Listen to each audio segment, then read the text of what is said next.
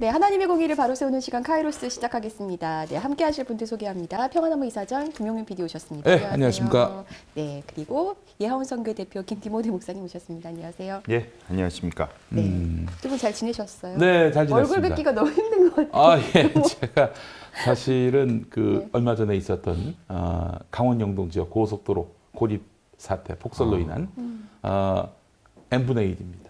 그 일원이었어요. 양양 갔다가 아주 그냥 정말 고생을 많이 페이스북 했습니다. 보고 알았어요. 예?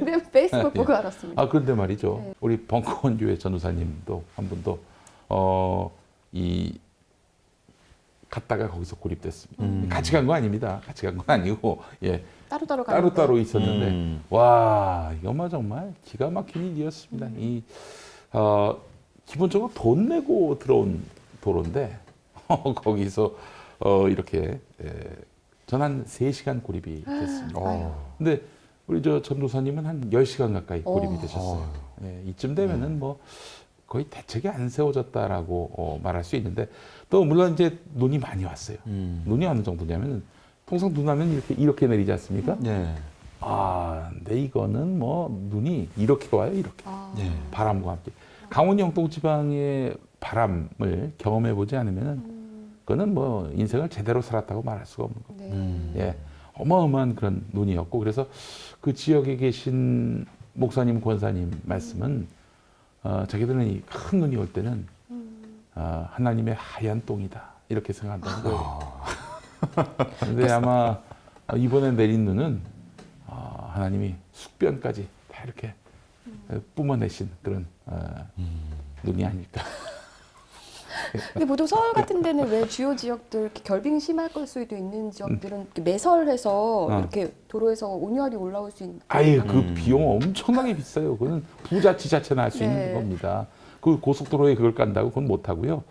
그때는 이제 제설 차량이 빨리 나가야 되는데 차량에 막혀가지고 제설차가 못 갔다 그러면은 그건 이 대비가 안 돼 있다는 이 시스템이 망가졌다는 얘기밖에 안 되는 거예요. 그래서 하여간 참 눈이 많이 왔는데 근데 이거는 기후 변화의 문제하고도 연관돼 있습니다. 그래서 이런 상황에 대비할 수 있는 시스템이 마련돼야 하지 않겠는가 생각이 들면서 그래요. 예전에는 어렸을 때는 그 교회에서 밖에 눈이 온다 그러면 다 나가서 눈싸움도 하고 그랬었는데 그래서 하나님의 똥이 굉장히 은혜의 똥이었는데 이번에는 진짜 큰 똥이었습니다. 이건 은혜라고 상상도 못할 만큼 큰 네. 똥이 내려가지고 아유 고생 많이 하셨습니다. 어쨌든 그게 이제 네. 올해 그 농사에 도움이 된다면은 뭐 그것도 의미가 있지 않겠는가 생각이 들고 우리 저 PD께서 보시고 쓸데없는 얘기다 싶으면 편집을 해주시기 바라겠습니다. 예. 3월 1일에 또 큰 비가 내려서 장대비가 내려서 네. 예. 그래요. 우리 빤스 목사님이 뭔 행사만 하시면 이렇게 큰 비가 내려서 네. 야, 좀 쓸모가 있는 분이다. 이분은 뭐 기우제를 지낼 것 없이 가뭄 때마다 감독가 이분한테 집회를 부탁해가지고 그때마다 큰 비를.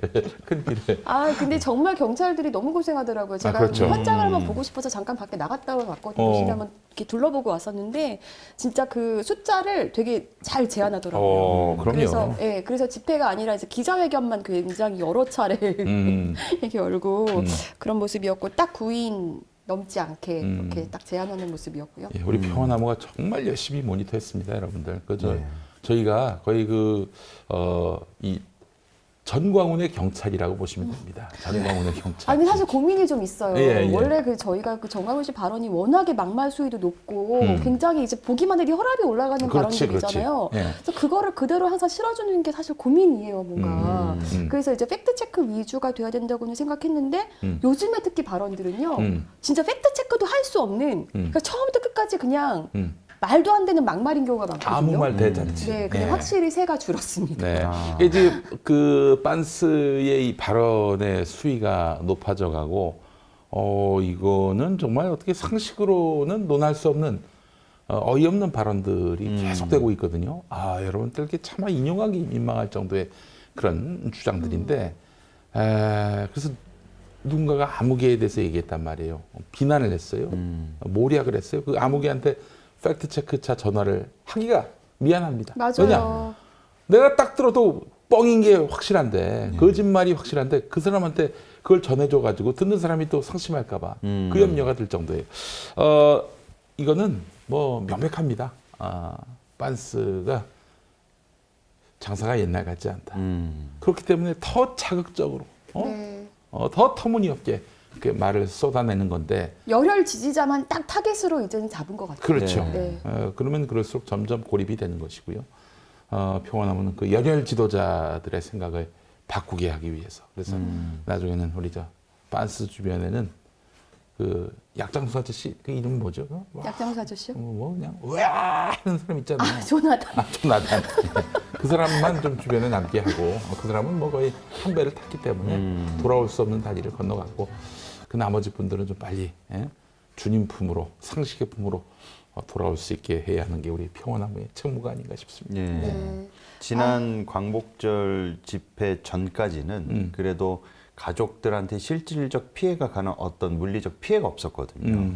그냥 생각의 차이다, 정치 견해의 차이다 그랬는데 코로나 이후로 그때 재차 확산이 되고 난 이후에 실질적으로 자가격리 들어가야죠. 가족들한테 피해가 가잖아요. 그럼요. 그러니까 이제 특히 어르신들이 자녀들의 원성과 원망을 사고 본인들도 또 사망을 하거나 아니면 병원에 입원하는 이런 실질적인 상태가 발생하니까 네. 지지율이 코로나 집회 이후로 그때 광복절 집회 이후로 상당하게 격감된 현상이 아닌가. 그 정광훈 씨 때문에 기본이. 가정 불화라든지 이런 거는 8.15 집회 이전부터 있었고요. 그래서 자녀들이 막 본인들이 준 용돈 다 갖다 바친다, 너무 걱정된다 이런 그런 제보나 정말 그 호소는 그 전부터 계속 있었습니다. 예. 근데 그게 클라이막스를 친 것 같습니다. 네. 코로나 지나면서. 알겠습니다. 그런데 뭐 아직도 요소요소에 이게 뭐 저기 예전 같으면은 그 교회를 거점으로 해서 그 주변에 있는 사람들이 이제 주로 추종을 했었는데 이제 네트워크를 타고 유튜브나 인터넷 네트워크를 타고 전국 곳곳에 말하자면은 추종자들이 있어요. 예. 제가 양양 갔을 때 한 편의점 들렀는데 주인께서 어디서 많이 들어본 목소리인데 빤스 설교를 크게 틀어놓고 계시더라고요. 네, 그래서 우리가 뭐 눈엔 잘 보이지 않고 거기서 뭐 사드신 건 아니죠? 음료를 하나 사긴 했습니다만은 빨리 이분들을 돌이키게 하는 것이 중요하지 않나. 만약에 방치하는 순간 이분들이 어떻게 돌변할지 몰라요. 철저하게 세뇌되고 그루밍 당하면요. 뭐 예를 들면 아무개한테 위해를 가하라. 뭐 이런 배짱이 빤스한테 있을지는 모르겠습니다만 만약에 그런 식으로 나오게 된다면은 실제로 그렇지 않습니까? 예. 배짱이 있었네. 뭐 무슨 문재인을 끌어내라. 뭐 그런 얘기를 하지 않든가 또 뭐 방역 그 보건소 가지 말라고. 그 추종자들이 그런 얘기했잖아요. 네. 괜히 가가지고 코로나 걸리면은 우리 빤스 목사님한테 그 해가 된다 이런 식으로 해서 우리가 녹취했잖아요. 이거. 예? 그런 일들이 이제 발생하기 때문에 사회 혼란과 또한 가정 공동체의 평화를 위해서는 빨리 이 집단으로부터 이탈하게 만드는 것이 필요하지 않겠는가 하는 생각이 들고 특히 교단들이 말이죠. 우리 평화나무 김준수 기자가 썼습니다마는 교단들이 빨리 나서야 돼요. 네, 맞아요. 전광훈 집단에 대해서는 교류 협력 안 된다. 예. 사입이다, 이단이다 이런 규정이 빨리 있어줘야 합니다. 예. 쥐가 뭐 하나님 친구인 양, 하나님 까불지 말라고 이것만 해도 아웃 아닙니까? 교단들이 참 졸렬한 게 지금 정강훈의 이단성에 대해서는 뭐 두말할 나이가 있겠습니까? 하나님 나한테 까불면 죽는다고 그랬고 자기가 성령의 본체라고 그랬는데요. 성령의 본체라고 했어요. 근데 이거에 대해서 뭐 한 가지 사례만 봐도 그 바른미디어 조미듬 목사가 이 지점을 처음서부터 공론화해서 비판해 왔습니다. 그랬더니 결과가 어떻게 됐나요? 지금 극우 태극기 부대들한테 집중적으로 아주 폭격을 맞고 정광훈 지지자들과 추종자들한테 맹렬한 지금 공격을 당하고 있거든요. 거의 그냥 악성 댓글 수준이 장난이 아닙니다. 그러니까 그 한 단체가 하기 전에 한 기관이 하기 전에 교단이 나서서 했다면 이 정도까지는 되지 않겠는가 하는 좀 아쉬움이 상당히 큽니다. 그러니까 참 그래요. 조금이 없는 일들이 벌어지고 이게 있고. 우리가 저기 이런 빤스 집단하고 싸우고 있는데 저희도 그렇습니다. 그런 말이 있잖아요. 여당이 성공하려면은 좋은 야당을 만나야 한다. 좋은 야당이라고 하는 거는 그 좋은 의미로 예. 정책 경쟁을 펼친다든지 이런 데 있어서 야당도 아주 내실 있고 논리적이고 그리고 굉장히 합리적인 그런 대안을 제시를 할 경우에는 여당도 거기에 맞서서 더 좋은 정책을 네. 내놓고 협력하고 그렇게 해서 경쟁하는 거 되겠죠. 아닙니까? 네. 우리도 사실 좀 견제하고 비판하는 단체가 좀 상식적이고 합리적이어야 하는데 이런 똥빤스들하고 싸워야 된다는 것이 너무 참 소모적이죠. 서글픕니다. 예. 그냥 빤스도 아니고 똥빤스들하고 싸워야 되는 이런 현실이 너무나 슬프고 그렇습니다. 예. 예. 그래요. 좀 머리라도 좀 달려 있으면 좋을 텐데. 그나마 우리가 싸우면서도 그래도 좀 자긍심이 들었던 싸움의 대상은 강제식이라고 사진 한번 좀 부탁드리겠습니다. 예.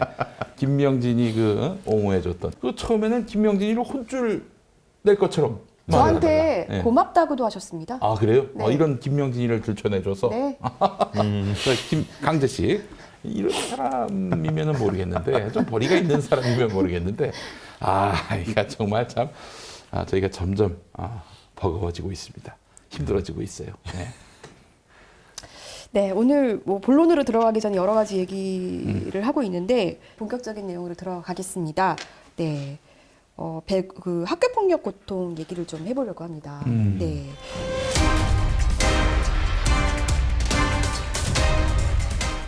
요즘에 배구계에서 이제 시작한 학교 폭력 미투가 굉장히 거세게 일고 있잖아요. 그런데 평화나무에서도 저희가 2019년부터 그 좀 지켜봤던 학교 폭력 사태가 있었죠. 저희가 거제까지 내려가서 이제 벙커원교회 교우들 그리고 뜻있는 시민들과 함께 찾아가서 시민사회 그 지역 주민들한테 이 사건의 진상에 대해서 막 알리고 막 이런 일도 했었는데, 네, 이 최근에 항소심 재판이 열렸고 판결이 나왔어요. 네, 혹시 보셨나요, 부장님? 예. 네. 1심도 비교적 중형이 나왔는데 2심도 아주 상당한 형이 나왔어요. 예. 1심보다 항소심에서 더 중형이 나왔어요. 그렇죠. 네. 예. 그래서 제가 볼 때는 사실은 그 가해 학생 4명 중에 2명은 굉장히 좀 이렇게 중하게 범죄가 중하다라고 봤었고, 네. 나머지 2명은 좀 가담자 정도로 재판부에서 보고, 그런데 이제 1심에서 무죄를 주면서 그러나 죄가 없다고는 할 수 없다. 혐의 1심에서. 반복적으로 폭행하는 일을 지켜보는 것도 큰 잘못이니까 앞으로 살아가면서 이 점을 깊이 생각하면서 뉘우치라고 했는데 이분들이 어쨌든 항소한 거잖아요. 네. 그러는 바람에 이분들도 실형이 떨어졌어요. 그래서 항소심에서 그 C군은 장기 6개월, 단기 4개월 징역형, D군도 함께 장기 6개월, 단기 4개월 징역형이 선고됐고, 그리고 나머지 2명도 더 형이 늘어나 버렸는데요. A군 가장 이제 주도했던 그 폭력을 주도했던 그 학생은 1심에서 장기 2년, 단기 1년 6개월이었는데 2심에서 장기 2년 6개월, 단기 2년, 그리고 B군은 장기 8개월, 단기 6개월이었는데 2심에서 장기 10개월, 단기 8개월 이렇게 더 형량이 늘어나 버렸습니다. 예. 네. 그러니까 사실 좀 참회하는 마음, 회개하는 마음, 좀 잘못을 뉘우치는 마음을 보였다라면 그냥 이게 지금 청소년들이니까요. 이게 그 1심에서 떨어진 형 중에서 그래도 단기로 또 끝날 수도 있었을 텐데 이게 또 2심까지 가서 형이 더 늘어나 버린 상황인 거죠. 네. 그래서 제가 이 판결문을 좀 받았어요. 그랬는데 이제 아무래도 이 판결에는 그 피해 학생이 힘들지만 와서 진술도 했었고 또 구체적인 그 폭력 내용이 이제 기술돼 있잖아요. 네. 이 내용을 어떤 폭행들이 있었는지만 좀 얘기해 드리겠습니다. 2018년 3월 중순 오전 8시 30분에서 그 오후 5시경에 거제 제1고등학교에서 피해자에게 파트라슈, 목줄을 채우자라고 말을 하며 팔로 피해자의 목을 휘감은 상태에서 머리채를 잡고 흔들어 폭행. 그리고 비슷한 시각 거제 제1고등학교 1학년 5반 교실에서 피해자의 다리를 걸어 바닥에 넘어뜨리고 무릎으로 피해자의 양팔을 짓누른 상태에서 머리채를 잡아 흔들어 폭행. 학교에 그 등교를 했는데 네. 학교에서 이런 터무니없는 가혹 행위를 당했다 이런 얘기네요. 네, 그렇죠. 2018년 6월 3일 12시 30분경 거제시 고현동에 있는 드림고시텔 주차장에서 주먹과 발로 피해자의 배와 다리를 수회 때리고 손으로 피해자의 멱살을 잡아 자동차 보닛에 올려 목을 조르는 등 피해자를 폭행. 네, 그리고 나머지는 좀 사건만 읊어드릴게요. 그 일자는 빼고요. 또 배드민턴장에서 피해자의 머리채를 잡아 돌리고 뒤통수를 수에 때려 폭행. 다리를 걸어 멱살을 잡아 흔들어 피해자의 교복 옷깃을 찢어지게 하는 등 피해자를 폭행. 또 어떤 골목에서 피해자를 바닥에 넘어뜨린 후 양팔을 무릎으로 짓누르고 머리채를 잡아 흔들어 피해자를 폭행. 피해자의 뒤에서 발을 걸어 발로 피해자의 몸을 뒤로 젖혀 바닥에 넘어뜨린 후 멱살을 잡고 육교 난간 쪽으로 밀고 피해자의 몸을 때리는 등 폭행. 또 뒤통수를 때리고 바닥에 넘어뜨린 후 머리카락을 잡고 돌리는 등 폭행. 이런 식으로 지금 폭행 행위들이 계속 있었던 거죠. 아 이게 아니 뭐 뒤에 또 있네요. 네. 이건 상해를 입은 어떤 상황들입니다. 피해자와 걸어가던 중 피해자의 등 뒤에서 한쪽 팔로 피해자의 목을 강하게 감는 방식으로 목을 졸라서 피해자를 기절시키고 이로 인해서 피해자가 바닥에 쓰러지면서 얼굴을 부딪혀 찰과상을 입게 하는 그리고 다른 일인데 피해자 등 뒤에서 팔로 목을 강하게 감는 방식으로 목을 졸라 피해자를 기절시켜서 상해를 가함. 이거는요 최대한 그래도 일시나 이런 것들이 기억나는 어떤 것들이 네. 지금 공소장에 기재가 됐을 거고 판결문에 나온 걸 거 아니에요. 예. 그러니까 이 외에도 사실 폭행은 거의 일상적으로 계속 있었다는 얘기고 이보다 훨씬 더 많은 폭행들이 있었다는 얘기죠. 네. 예. 예, 끔찍한 거는 이 친구들이 다 같이 한 교회를 다녔다는 거 아닙니까? 네, 이게 사실은 거제 고현교회 예. 네. 대한예수교 장로회 고신측. 네, 예. 맞습니다. 예. 네. 근데 이게 지금 제가 이 일이 일어난 후에 왜냐면 이 학생이요, 지금도 이제 그때를 떠올리기 너무 힘들어하고 사실 제가 작년 겨울에 학생과 어머니를 한번 만날 시도를 또 한번 했었거든요. 근데 그때도 이루어지진 않았습니다. 학생이 굉장히 힘들어하는 상황이었고 그때 당시에 맞으면서 계속 하나님을 찾았다는 거 아니에요. 이 고통에서 벗어나게 해달라고.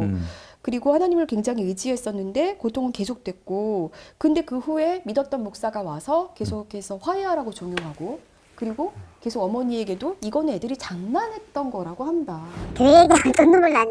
그러면 안 되죠. 뭐가 진실인지 다 알면서 그러면 안 되죠. 그리고 하루 이틀 당한 것도 아닌데 교회 선생님이나 다 알고 있어요. 그 목사님이나 지가 할 때가 목사님 목사 존경한 사람이었잖아요. 그런 사람들이 입에서 거짓말이고 또 선생님도 분명히 다 오고 다 아는데 재판소에서 거짓말했잖아요. 그러니까 불신이 너무 큰 거야. 이제 그 애들한테 맞은 것도 맞은 거지만 여러 가지. 그러니까 약간 혼란스러운 것 같아. 그러니까 그렇지만은 하나님 계시다 생각해요. 저는 그 교회가 잘못 하나님을 이용해서 올바른 길을 안 갔을 뿐이지. 목사님들도 반성해야죠, 정말. 그래서 저는 이게 너무 마음이 아픈데 고현교회는 끝까지 가해자 편에 섰고 그리고 저기 가해자들 그 아버지 어머니가 뭐 중직이라면서요? 네. 교회에서. 네. 참. 아이고.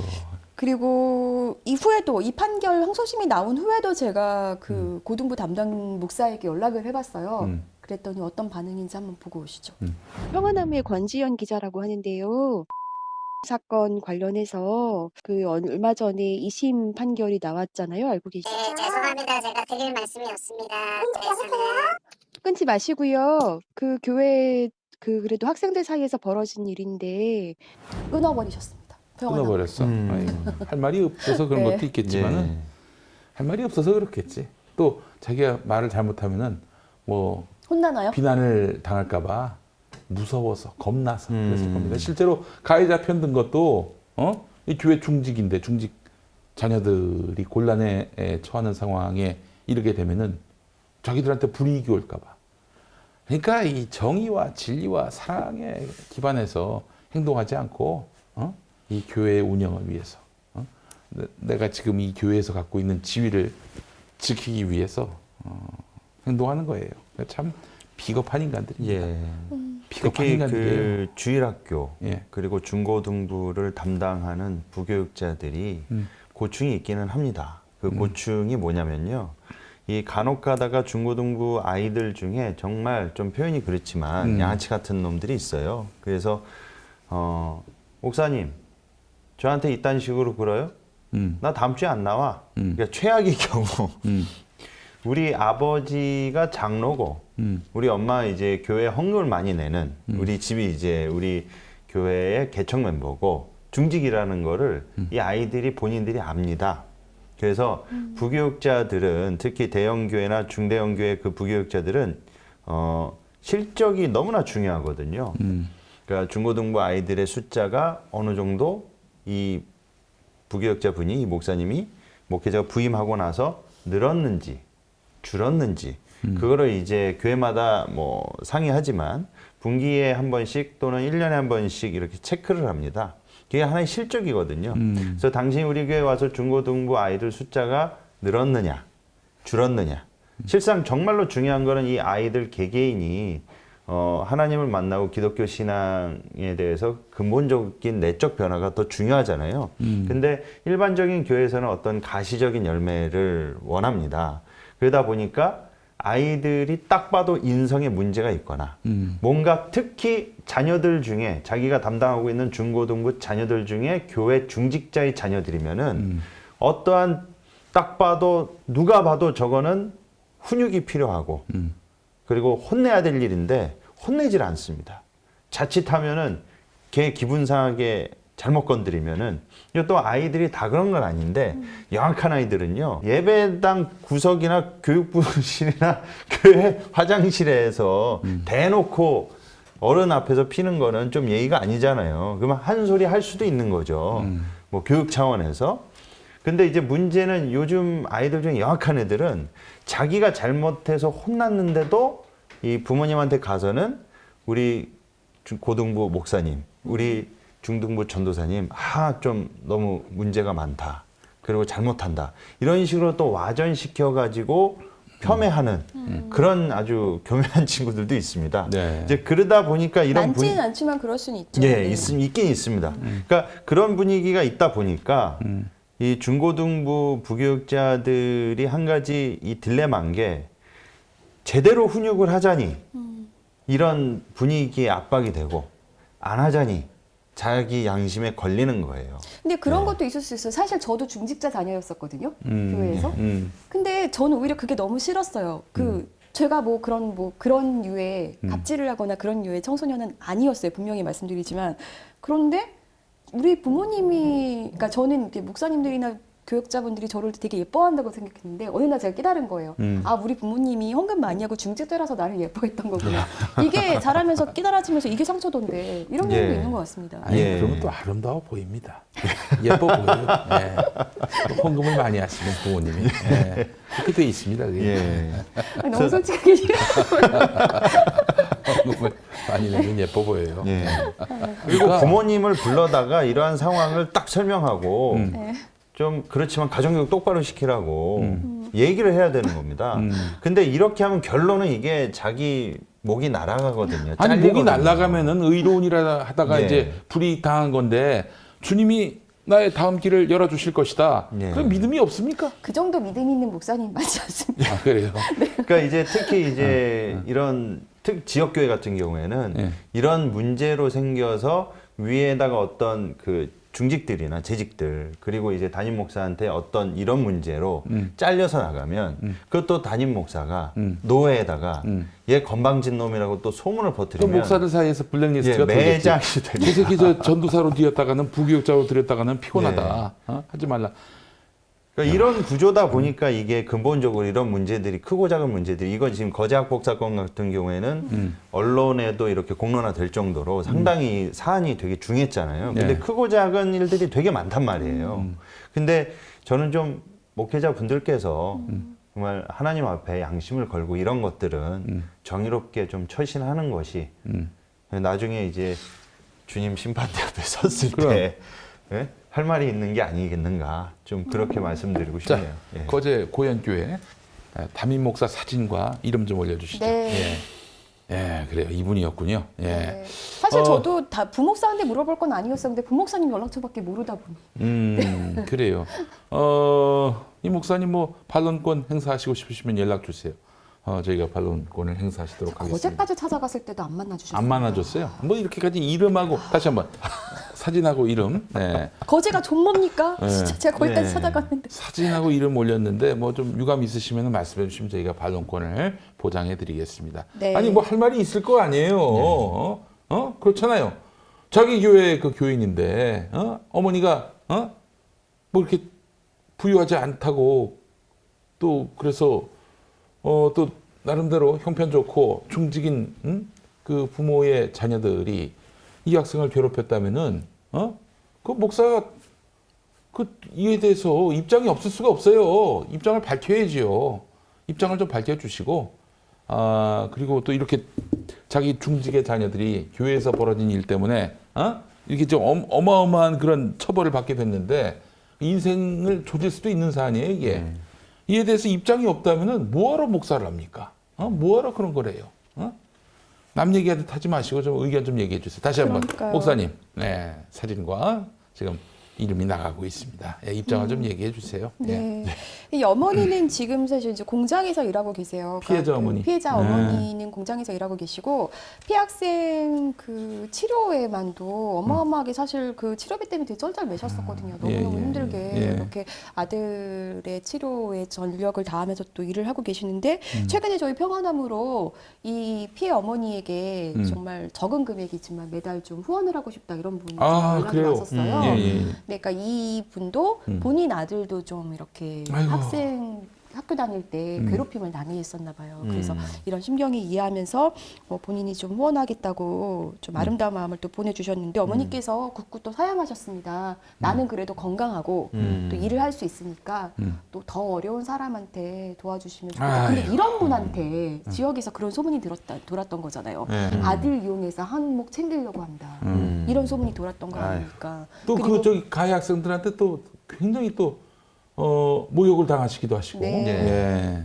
이런 아유 정말 치가 떨립니다. 치가 그러니까요. 떨려.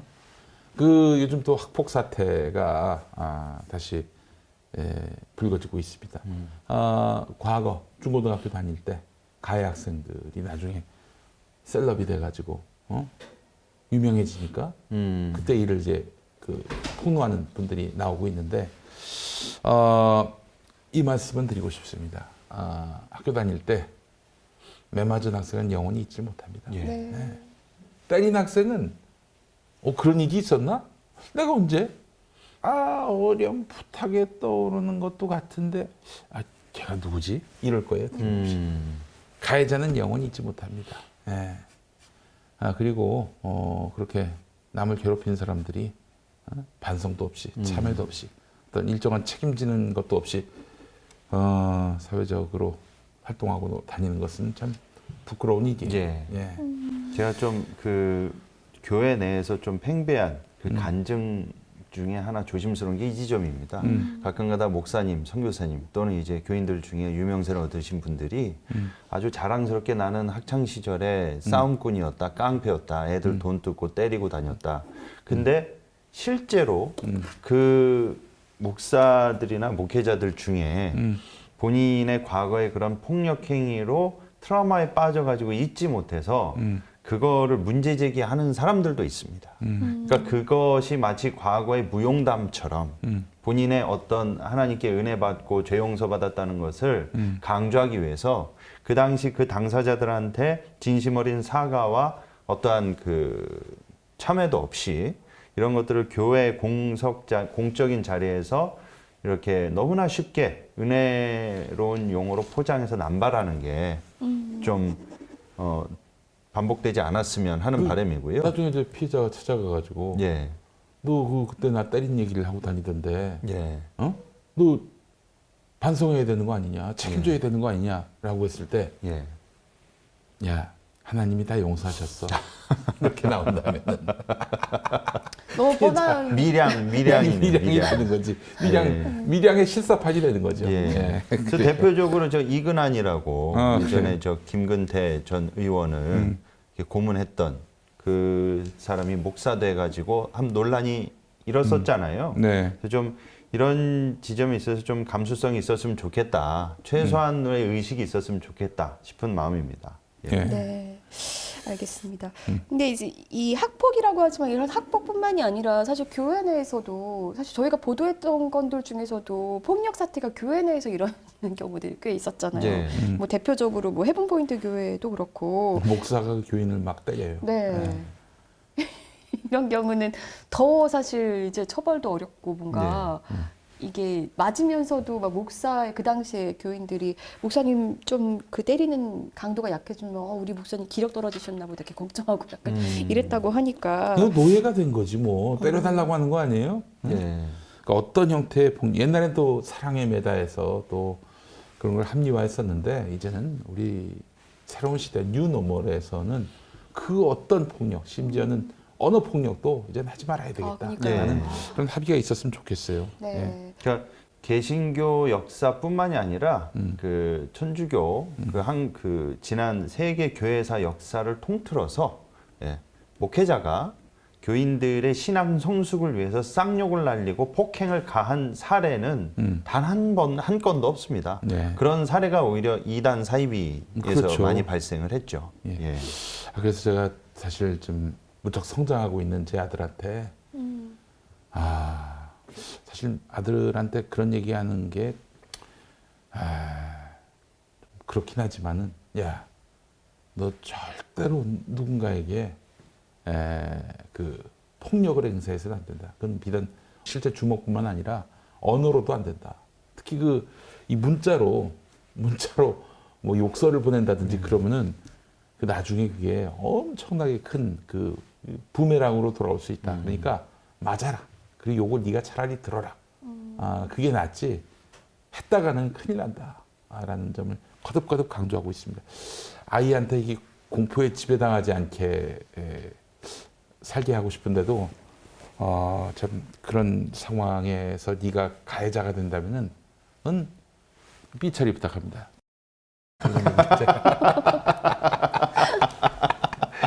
이게 너무 잘 컸던데요? 네. 아니 뭐 이 친구가 네. 프로레슬링을 너무 재밌게 보고 있어요. 그래서 야, 저건 다 쇼야. 저 쇼. 서로 합의해서 시나리오 짜서 한 쇼야. 그거 잘 알고 있더라고요. 폭력은 흉내도 내면 안 된다. 이런 얘기를 거듭거듭 얘기하는데 어느 순간 가면은 아들이 듣기 너무 거북해하면서 아버지나 잘하세요. 이런 얘기할까 봐. 아니 근데 아버지나 잘하세요. 아들이 아버지를 너무 존경해요. 네, 그래서 부러웠습니다. 네, 너무 잘 키우셨던 걸로. 네. 성대모사 언제 한번 와서 한번 또 보여주시면 좋겠어요. 잘해요 친구가. 네, 이게 폭력 없는 세상을 어떻게 만들어야 할지 저희도 고민이 되는데요. 하여튼 내가 대응할 수 있는 수단, 저항할 수 있는 수단을 확보하는 것, 최대한 확보하는 것이 필요하고요. 그러려면은 이 상황에 지배받지 않고, 이 상황에 억압받지 않고 돌파하려는 그런 의지, 이를 위해서 이 상황을 객관적으로 입증할 수 있는 노력들이 뒷받침된다면은 저는 이 세상에서 폭력과 억압은 많이 사라질 거라고 생각을 해요. 예. 그렇잖아요. 예. 결국에는 누군가 피해를 당했는데 녹취를 했어 다. 그 녹취가 그 자신을 구원해주지 않습니까? 예. 일단 이 사건 같은 경우는 CCTV가 있었기 때문에 좀 더 그렇지. 판단이 쉬웠던 그 거죠. 매를 맞더라도 CCTV 있는 데 가서 매를 맞고 그리고 그 요청해서 자신의 구제하는 수단으로 활용한다면은 굉장히 지혜로운 방법이에요. 예. 저는 사실 재판 결과 보고 조금 놀랐습니다. 왜냐하면 보통 이렇게 강력하게 그 미성년들은 처벌되기가 어렵거든요. 그 이전 사례들도 되게 이 판사분들이 미성년 처벌을 이제 앞으로의 그 한번 이게 낙인이 찍히면은 오래 가기 때문에 저에게 손방망이 처벌을 많이 하는데 이렇게까지 하신 거 보면은 상당히 좀 이번에는 중하다. 개전에 정이 없다는 거 아닙니까? 예. 혹시 이 방송을 우리 피해 학생이 보시는지는 모르겠습니다만은 당신은 아무 잘못이 없습니다. 네. 예, 아무 잘못이 없고 참 불행히 이 피해의 그런 악령이 당신한테 찾아온 건데 예, 부디 극복하시고 정상으로 돌아오시길 바라겠습니다. 네. 예. 당신 아무 잘못 없어요. 그 새끼들이 나쁜 새끼들이야. 그 새끼들을 욕하시기 바랍니다. 예. 그리고 또 어떻게 보면은 그 학생들도 좀 제대로 훈계해 줄 수 있는 어른이 있었다면 좀 예. 바르게 또 잘하지 않았을까 하는 좀 아쉬움이 있고요. 그래서 어떻게 보면 우리 사회가 만든 또 그들도 피해자다 뭐 이렇게 좀 큰 범위 내에서 또 그렇게도 저는 생각이 예. 듭니다. 네. 안타깝습니다. 이런 어떤 가해자에 대한 아주 정확하고 아주 예리하고 강력한 응징이 없으면요, 그 피해자가 나중에 또 다른 가해자가 됩니다. 그래서 이 가해의 악순환이 계속될 수밖에 없는 거예요. 예, 그렇기 때문에 잘못된 가해에 대해서는 엄히 법으로 다스리고 처벌을 하는 것이 필요하다. 그래서 법원의 판단은 결국은 저는 가해 학생의 미래를 위해서도 매우 필요한 판단이다라고 네. 생각을 하고 우리 재판부의 경의를 표하는 바입니다. 예. 오랜만이네요. 재판부의 경의를 표하고 허선화 재판부는 아닙니다. 예. 네. 반성하셔야 돼요. 아, 반성하셔야 돼요, 진짜. 네, 알겠습니다. 1부 마무리하고 저희 2부로 오겠습니다. 네. 네.